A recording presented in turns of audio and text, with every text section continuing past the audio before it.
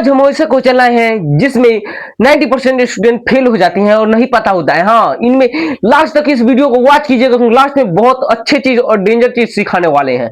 इस वीडियो को लास्ट तक देखने के बाद आप कहिएगा कि मैं भी कुछ जानता हूं, थोड़ा नहीं तो बहुत नहीं, मगर थोड़ा तो जरूर जानता हूं। हाँ, लेकिन मोटिवेट रहिए और चलिए हम बताते हैं क्या पढ़ना है और कैसे पढ़ना है। उसके साथ ही लाए हैं इंपॉर्टेंट जीके। अगर आप ये इसमें से आधा भी सही कर पाते हैं तो आप जीनियस, हाँ जीनियस है। इसके लिए तैयार रहिए, मोटिवेट रहिए और चलिए इस क्लास को शुरू करते हैं। देखिए ये जीके जीएस लाए हैं, पहले ही कह देते हैं हम जीके है। यह क्या है तो ये जीके है, जीके जी।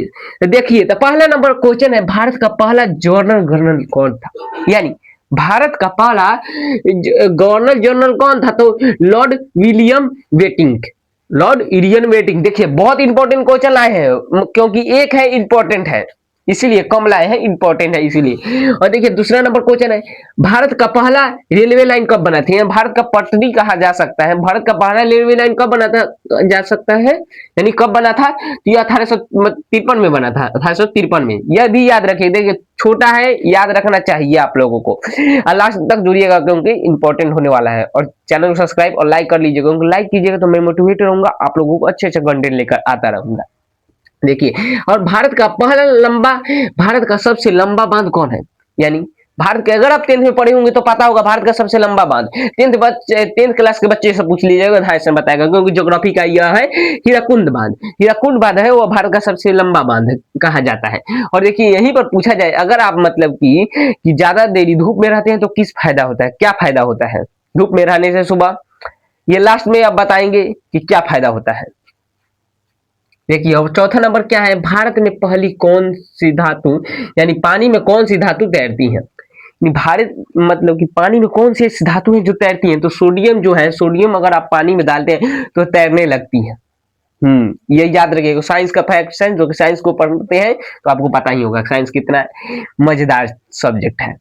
और देखिए 5वें नंबर क्वेश्चन पर चलते हैं, वर्ल्ड का सबसे छोटा देश, यानी विश्व का सबसे छोटा देश कहा जाए, सबसे छोटा जिला पूछा जाए आपको भारत का तो बता सकते हैं, लेकिन सबसे बड़ा और छोटा देश कौन जाए? तो देखिए सबसे छोटा देश है वेटिकन, वेटिकन सिटी, सिटी के नाम पर है इसीलिए छोटा है। आप लोगों का एक काम देते हैं कि भारत का सबसे बड़ा देश कौन है, ये कमेंट बॉक्स में लिखिएगा और पता कीजिएगा। 6 नंबर क्वेश्चन को चलते हैं, भारत में पीआईएन कोड प्रणाली कब शुरू हुई थी? पीआईएन कोड प्रणाली जो कि 1972 में शुरू हुई थी, 1972 में यह पीआईएन कोड प्रणाली जो थी वह शुरू हुई थी 1972। और 7वें नंबर क्वेश्चन क्या है, भारत में सबसे लंबा नोटबंदी कब हुआ था? यानी सबसे लंबा पढ़ रहे हैं, भारत का सबसे पहला नोटबंदी कब हुआ था? तो भारत का सबसे पहला नोटबंदी जो हुआ था वह 1946 में हुआ था। पहला, सबसे पहले देश में सबसे पहले बार नोटबंदी हुआ था 1946 में। यह याद रखिएगा, पहला नोटबंदी पूछ देता है कंपटीशन एग्जाम में। चलिए आगे देखते हैं 8वें नंबर क्वेश्चन क्या? 8वें नंबर क्वेश्चन है, वर्ल्ड का सबसे तेज जानवर कौन है? यानी विश्व का सबसे तेज जानवर कहा जा सकता है, तो आप गूगल पर सर्च मार कर चीता आ रहा है, यानी चीता को कहा जाता है। जो ऐसे तो लोमड़ी आप लोग मानते हैं, इन सबको ध्यान रखिएगा और आगे बढ़िए। देखिए क्वेश्चन लाए हैं ना, ये बहुत इंपॉर्टेंट क्वेश्चन आए हैं, लास्ट तक देखिएगा अगर आपको अच्छे और कुछ जानना है तो।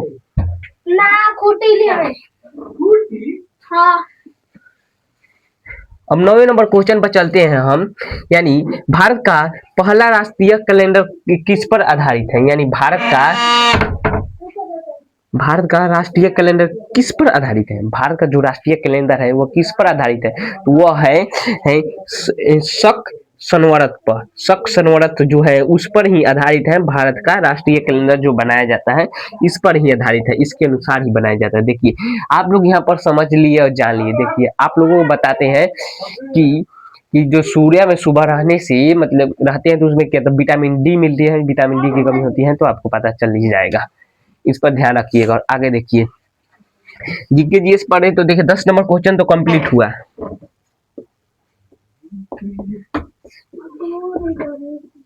कंप्लीट हो चुका है। तो 10 नंबर क्वेश्चन को कंप्लीट करते हुए हम आगे देखते हैं, कुछ हम इंपॉर्टेंट क्या देखने फुल फॉर्म देखने वाले हैं जो कि एग्जाम में पूछ लेता है। अगर लास्ट में जुड़ना है तो जुड़िए क्योंकि बेहतर है, और लाइक कर दीजिएगा, लाइक नहीं किए होंगे तो। आप इन 10 में से अगर आप 5 भी सही कर लिए या कुछ 1-2 जानते हैं तो समझिए जीनियस है आप, जीनियस। हाँ, क्योंकि आप में कुछ सीखने की क्षमता है। अगर आप ये वीडियो देख रहे हैं तो आप एक वैसे आदमी में से जो आप कुछ सीख रहे हैं इस समय पर 5 मिनट समय देकर, इन पर ध्यान रखिएगा। अब देखिए हम चलते हैं इन फुल फॉर्म, जो कि कितना है तो 6 फुल फॉर्म लाए हैं जो कि कोई पूछ देता है। तो आइए देखते हैं। पहला नंबर है ISO, ISRO। ये नहीं सुने होंगे आप नाम, मुझे पता है ना, आप नहीं सुने होंगे नाम। देखिए यह क्या है तो Indian space research organisation, Indian research organisation. और NDA का फुल फॉर्म क्या होता है, IPS का फुल फॉर्म क्या होता है, ये बहुत पूछे जाते हैं। आइए देखते हैं। NDA का फुल फॉर्म क्या है, नेशनल, NDA का फुल फॉर्म है नेशनल डेकेडमी, यानी नेशनल डिफेंस एकेडमी। और IS का फुल फॉर्म क्या है, तो IS का फुल फॉर्म है इंडियन एडमिनिस्ट्रेटिव सर्विस। और IPS का फुल फॉर्म क्या है, तो IS का इंडियन पुलिस सर्विस। ये आसान है, जो कि आप लोग ऐसे लिख लीजिएगा ये नोटबुक में, पहले बात कर रहे हैं, और सोच ली 1-2 बार रिवीजन मार लीजिएगा। और DIG तो आपने सुना ही होगा, कितना को सपना भी होगा DIG, IPS, IS, NDA करने का, तो आप कीजिए, उसमें 100% दीजिएगा तो जरूर बनिएगा। देखिए DIG का फुल है डिप्यूट, यानी डिप्यूट इंस्पेक्टर, यानी इंस्पेक्टर, ड्यूट इंस्पेक्टर जनरल को कहा DIG का ये फुल फॉर्म। और SDM का फुल फॉर्म क्या है, सब डिवाइजनल मजिस्ट्रेट। देखिए पहला ISRO का फुल फॉर्म क्या है तो इंडियन स्पेस, यानी ISRO का Indian space research organisation. NDA का क्या फॉर्म है तो इंडियन डिफेंस एकेडमी। और IPS का फुल फॉर्म क्या होता है तो यह होता है इंडियन पुलिस सर्विस। ये 3 है जो कि मुझे याद हो गया अभी, क्यों आप लोगों को भी तो याद हो सकता है, तो आप याद कीजिएगा। थोड़ा ये डिफिकल्ट है लेकिन आप लोग याद कीजिएगा तो हो जाएगा।